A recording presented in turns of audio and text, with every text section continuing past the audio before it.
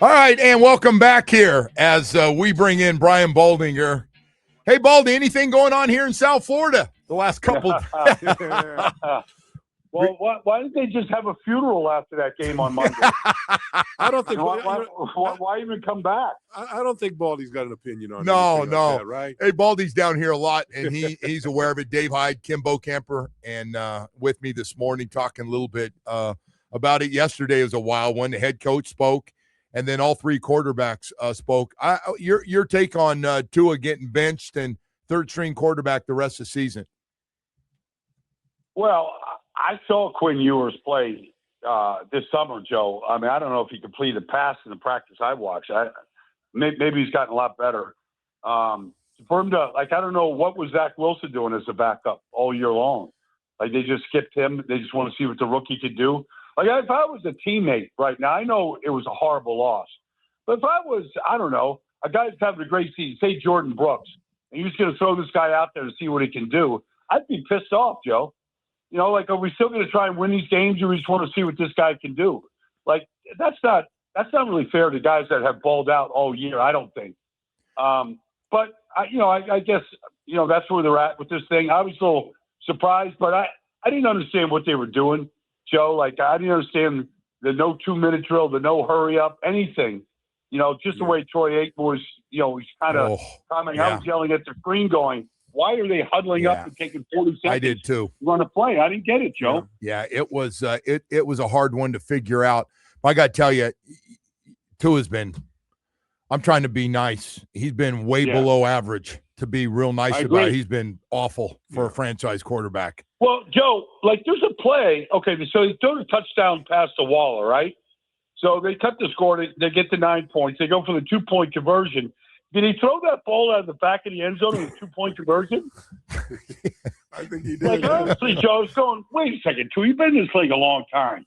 Like, you give the guy a chance to catch it. Yeah. Like, don't throw it into the nickel seats there in Pittsburgh. I didn't understand that play at all.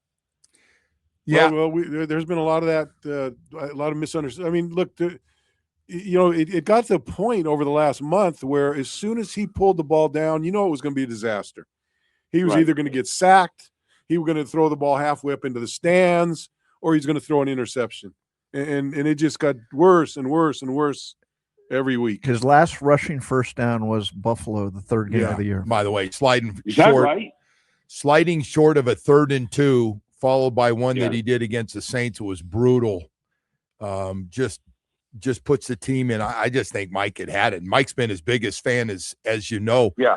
How do we get this? I'm just you've seen this. You've seen the Giants and the Jets, and I guess we all share a lot in common, whether we want to admit it or not. Like, how do we find and get this fixed from top to bottom, that we're not talking about 25 years with no playoff wins, and now we're clearly the 3rd best team in the AFC East?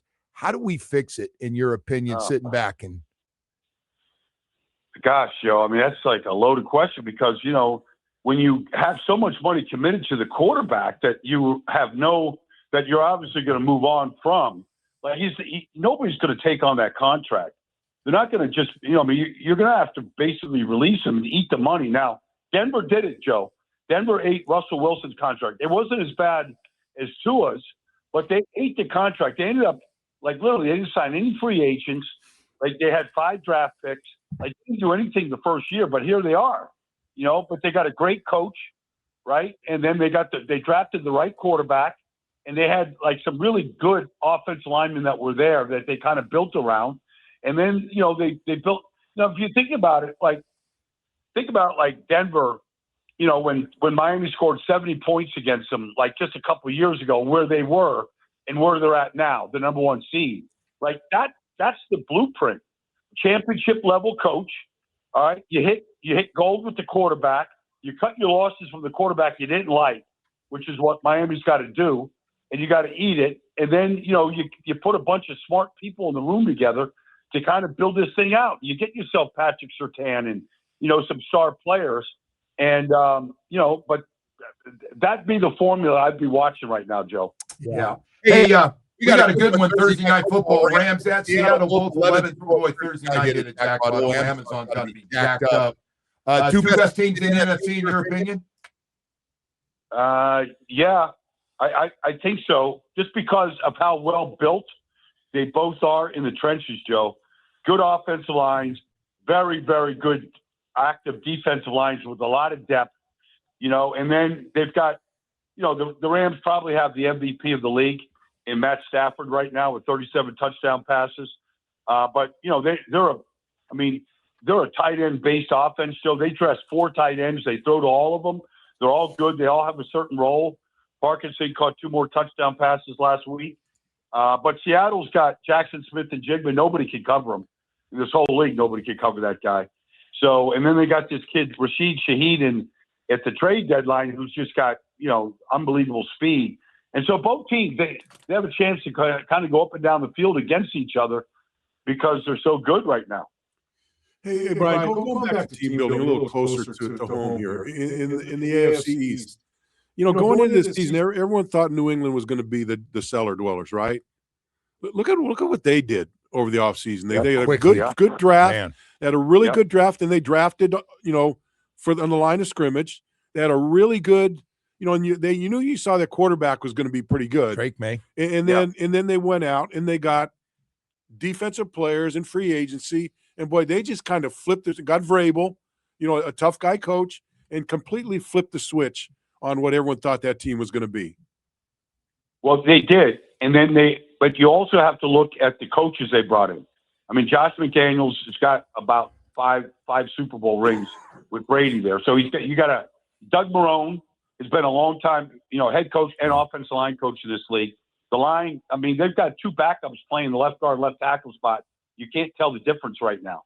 And you got a rookie in there, Jared Wilson. You got a 410-pound, right tackle. So they fixed the offensive line. I've talked to Drake May about this. Like what they do and what the key to Vrabel is, like he's really hard on his players. Like you really have to be accountable. Like there was no nonsense. Like I remember this kid Barmore, the nose tackle, like he was late to a meeting and he didn't play the first quarter. Like there was no argument. There was no discussion. Nobody knew about it in the media. You're just not going to play the first quarter. Like there's just no second set of rules for other players. This is how we do it. And this is how we practice. And this is what our purpose is today. Like it's just good coaching. I mean, Shula was just obviously to you guys, Shula was the same way. There's no nonsense, but you also had a great deal of fun together and you built great camaraderie from winning and being around each other. So I think he's done all, and like, I love the way he coaches game day. Like if a guy has a knucklehead penalty, like he doesn't just walk off the field. Like you're going to get the stare. You're going to get Vrabel meeting you right at the sideline to fix it, make sure nothing like that happens again. And the results are what they are right now. It's a fantastic turnaround. Hey, so you talk Matthew Stafford's the MVP. It's hard to argue. 37, 5 interceptions. As you said. Was Josh Allen out of the conversation? No, Josh Allen's the one I was going to get to. Josh Allen, what he's done, 25 touchdown passes with that group, and he's run for 12. I think he leads the league at quarterbacks running for over 500 yards. How about the year Josh Allen's had, even through a little interception problem there for a while? Went through a little dip, and the team did as well. I mean, when that guy's on the field, he gives you a chance to just win, no matter what. Like they spotted the Patriots in Foxborough, Joe, 21 points. It's 21-0 early in the second quarter. Josh Allen went to work, and they scored touchdowns on 5 straight drives. And it wasn't all Josh, although, I mean, he threw a ball to a tight end, Joe, in the end zone. If he threw it through a car wash, the ball wouldn't have gotten wet. Like that thing spun so fast. Yeah. Like it was right through 4 people's hands. But he's just an amazing player. We have never really seen anybody with his kind of size, arm strength, talent, and never, knock on wood, never gets hurt. Like no matter how many guys hit him, he just gets up and goes to the next play. Like he's just a remarkable player. And look, I think this whole MVP thing is, it's a conversation, but you got to play it all the way out. Yeah. If somehow Buffalo wins this division and wins outright here, I mean, you have to include him in the conversation. Yeah, that's a good point. Hey, so The Dolphins have now played the Steelers and Ravens and had our ass kicked by both of them, to be fair. Who do you think wins that division? Well, Pittsburgh's got a tough game. I'll be there in Detroit this weekend. They played very well the last few weeks. Aaron's done a good job of taking care of the football. They dink and dunk with the best of them. He hasn't made very many mistakes. But I think Detroit has to win if they're going to get into the playoffs. I mean, I think Pittsburgh could still lose this game and beat Baltimore Week 18 and still win the division, get in the playoffs. I think you're going to get the very best of Dan Campbell and Detroit in this game. But I think ultimately Pittsburgh's going to win the division because that last game is in Pittsburgh between Baltimore and Pittsburgh. And I think, they'll win that game at home if it's for the division. By the way, I got to tell you, and I'm not Aaron Rodgers' biggest fan sometimes when he decides he's the smartest guy in the world and the make-believe wife and stuff. Yeah. But anyway, the guy that throws the football, the way the ball comes off his hand, I saw it twice. He played the Jets last year. He was unbelievable in both games. And in this game, he threw it like it was about 80 degrees out and a beautiful day. I mean, he just zips it. Yeah, no, he has all the tricks, Joe. Like if he sees a defensive lineman isn't quite off the field in a exchange of personnel, like he's going to get the ball snapped. You're going to get free 5 yards, free play down the field. Yes. If that cornerback is 10 yards off, he's going to smoke it to that wide receiver and get 6 yards. Like he sees everything. He sees absolutely everything. And he's got eyes in the back of the head. He had this kid playing left tackle the other night, Joe. He's never played a game in his life in the NFL. He pitched a shutout. Next thing there's Matt Judon was sent packing. He couldn't beat the kid. Like they sent Matt. So yeah, it certainly looked like it was a South Florida day the way he was throwing it. Yeah, it was just incredible. Well, this is going to be fun, man, the way it plays out and stuff. Baldy, thank you so much for jumping in. By the way, Zach Wilson, three and out, right? I mean, at this point, if he's not playing, I know he's disappointed yesterday. He's going to be looking for a new home. I don't see the Dolphins having him back, do you?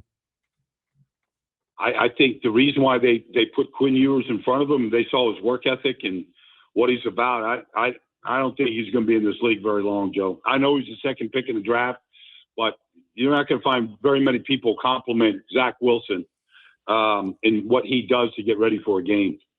All right. Hey, bud, thank you. Appreciate you coming on, Baldy, spending some time with us. Have a great week. Kim. Yep, take care, guys. Brian Baldinger, also NFL insider. What do you got for us here, bud? Yeah, that was Brian Baldinger, NFL insider, host of the Best Football Show podcast. Insider calls are brought to you by Nationwide. For your insurance and financial needs, Nationwide is on your side. Nationwide is on your side.